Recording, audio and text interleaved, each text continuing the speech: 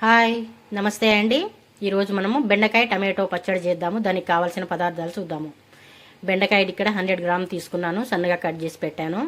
అలాగే కొంచెము సరిపడినంత చింతపండు, అలాగే ఒక పెద్ద టమాటో చిన్న ముక్కలు కట్ చేసుకున్నాను.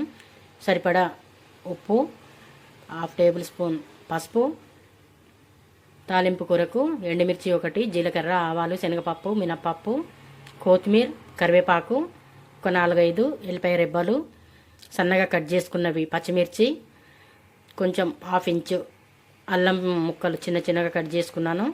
అలాగే ఒకటి పెద్దది ఆనియన్. ఇప్పుడు తయారు చేసుకోబోయే విధానము చూద్దాం. ముందుగా స్టవ్ ఆన్ చేసుకొని కొంచెం ఆయిల్ వేద్దాము. ఆయిల్ వేసిన తర్వాత ఆనియన్, పచ్చిమిర్చి, అల్లం వేసి కొంచెం కలియబెట్టినట్టు చేద్దాము. ఒక 1 మినిట్.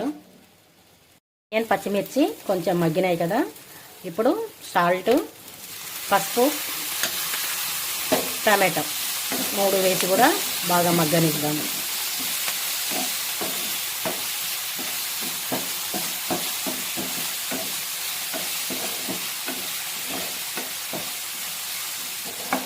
మనం సాల్ట్ వేసిన తర్వాత టమాటో కానీ, ఆనియన్ కానీ, పచ్చిమిర్చి కానీ చాలా త్వరగా మగ్గిపోతాయి. అంత టైం తీసుకోదు కాబట్టి బెండకాయలు కూడా వేసి మగ్గనిద్దాం. బెండకాయలు, కొంచెం చింతపండు మొత్తం కలియ పెట్టేసి మంచిగా మూత పెట్టి ఒక 2 మినిట్స్ మగ్గనిద్దాము.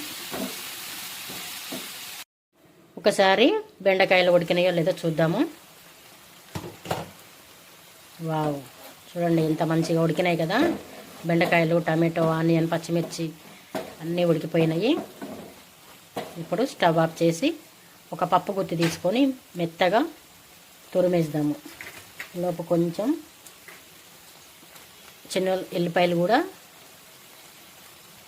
పొట్టు తీసినవి ఇలాగా వేద్దాం. కొంచెం మగ్గిన తర్వాత ఒక 2 మినిట్స్ పప్పు గుత్తి తీసుకొని మెత్తగా మెదిపేసిద్దాం. మనకు రోటి పచ్చడిలాగా ఉంటుంది. మిక్సీలో వేస్తే మొత్తం స్మూత్గా అవుతుంది. అలా ఏం టేస్ట్ బాగుండదు.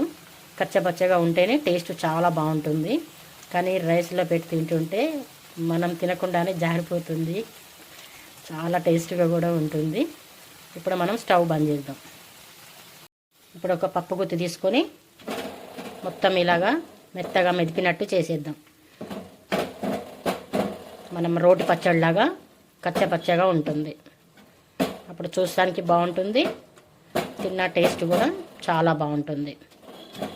చూడండి, మనము రోట్లో వేసి నూరినట్లే వచ్చింది. ఇప్పుడు మనము సైడ్కి తీసేసుకొని తాలింపు పెట్టుకుందాము.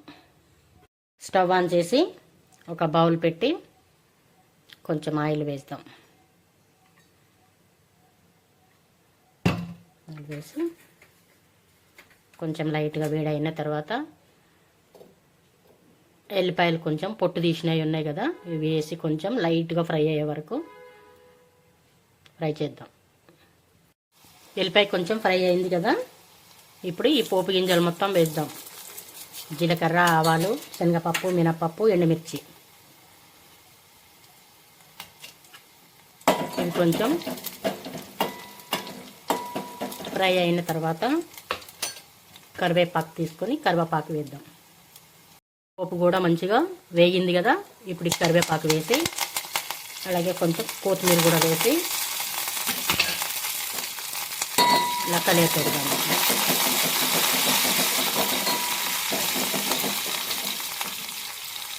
పెట్టిన తర్వాత కొంచెం సాల్ట్ వేద్దాం. కొంచెం సాల్ట్, పసుపు వేసాను. ఇక అయిపోయింది.